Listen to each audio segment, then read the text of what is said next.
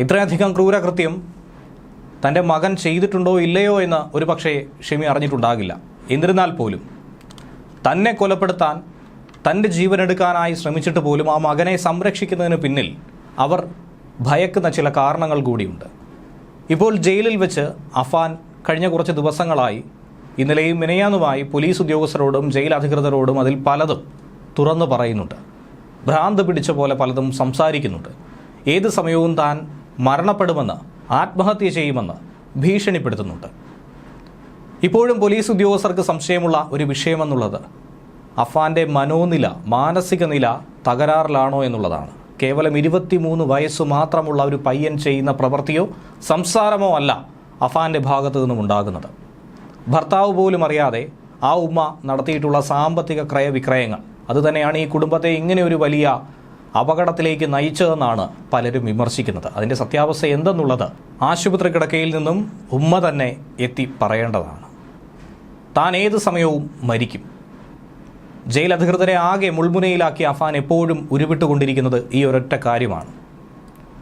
കൂട്ടക്കൊല നടത്തിയത് എങ്ങനെയെന്നും എന്തൊക്കെയാണ് അതിന് കാരണമായ വിഷയങ്ങളെന്നുമൊക്കെ ജയിൽ ഉദ്യോഗസ്ഥരോട് ഓരോന്നോരോന്നായി അക്കമിട്ട് നിരത്തി. എന്നാൽ പിതാവിൻ്റെ ഈ പറയുന്ന സാമ്പത്തിക ബാധ്യതയുടെ ഉത്തരവാദിത്തം അഫാൻ എങ്ങനെയാണ് വന്നു ചേരുന്നത്? ചോദ്യങ്ങൾ ഒരുപാട് പോലീസ് ഉദ്യോഗസ്ഥർക്കുണ്ട്. ദുരൂഹത ഇപ്പോഴും ബാക്കി നിർത്തിക്കൊണ്ട് മുന്നോട്ട് പോവുകയാണ് വെഞ്ഞാറമൂട് കൂട്ടക്കൊലപാതക കേസ്. ദുരൂഹതകൾ അങ്ങനെ ഏറെയുള്ള ഈ കൊലപാതകത്തിൻ്റെ ചുരുളഴിയാൻ കേവലം ചില ചോദ്യങ്ങൾക്ക് മാത്രം ഉത്തരം കിട്ടിയാൽ മതി. സാമ്പത്തിക ബാധ്യത എന്നുള്ളത് മനസ്സിലാകും. പക്ഷേ ഒരു 23-കാരന് ഇത്രയധികം ബാധ്യത എങ്ങനെ വന്നു? ഇനി ആ കുടുംബത്തിനാണ് ഇത്രയധികം ബാധ്യതയെങ്കിൽ അതിൻ്റെ ഉത്തരവാദിത്വം എന്തിനാണ് ഈ ചെറുപ്പക്കാരൻ പേറുന്നത്? അതിനുള്ള പരിഹാരം തൻ്റെ കുടുംബാംഗങ്ങളെയും പണം ചോദിച്ചിട്ട് തരാത്തവരെയും കൊലപ്പെടുത്തുന്നതാണോ? അങ്ങനെ ഉത്തരം കിട്ടാത്ത പല ചോദ്യങ്ങൾ അവശേഷിക്കും. കുടുംബാംഗങ്ങളായിട്ടുള്ള ബന്ധുക്കളായ 4 പേരടക്കം 5 പേരെയാണ് വെഞ്ഞാറമൂട് പേരുമല ആർച്ച് ജംഗ്ഷൻ സൽമാസിൽ അഫാൻ എന്ന 23-കാരൻ അതിക്രൂരമായി നിഷ്ഠൂരമായി ചുറ്റികയ്ക്കടിച്ച് കൊലപ്പെടുത്തിയത്. ഒപ്പം ജീവന് വേണ്ടി മല്ലിട്ടുകൊണ്ടിരിക്കുന്ന അഫാൻ്റെ മാതാവും.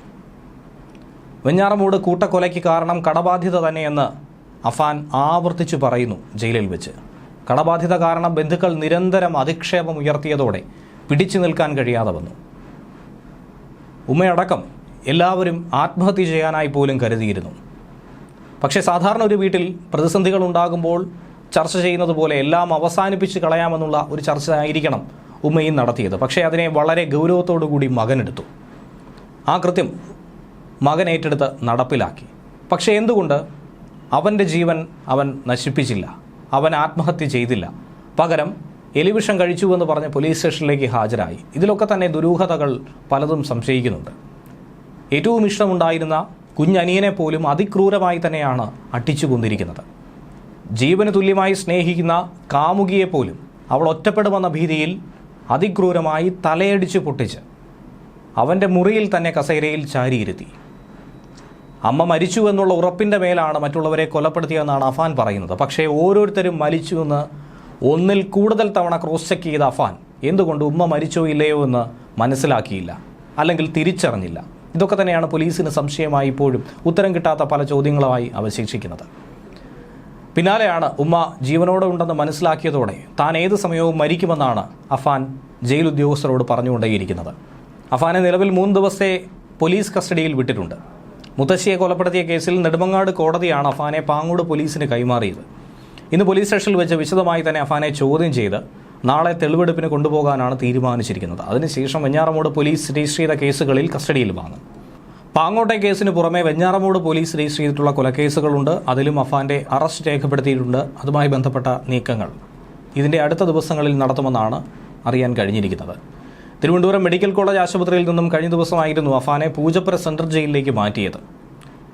ഓരോ ദിവസവും കടക്കാരുടെയും പലിശക്കാരുടെയും ശല്യം സഹിക്കവയ്യാതെ ഈ ജീവിതം കടം കൊടുത്തും കടം വീട്ടിയും അവസാനിക്കുമെന്നുള്ള അവസ്ഥ വന്നതോടെ ദിവസവും 10,000 രൂപയോളം പലിശ കൊടുക്കേണ്ട സാഹചര്യം വന്നതൊന്നും തന്നെ തൻ്റെ കുടുംബത്തിന് താങ്ങാൻ കഴിഞ്ഞില്ല. അങ്ങനെയാണ് എല്ലാവരെയും കൊലപ്പെടുത്തി താനും മരണപ്പെടാൻ തീരുമാനിച്ചത്. എന്നാൽ മരിക്കാൻ കഴിയാത്തതിലുള്ള അസ്വസ്ഥത അഫാൻ ജയിൽ അധികൃതരോട് പറയുന്നുണ്ട്.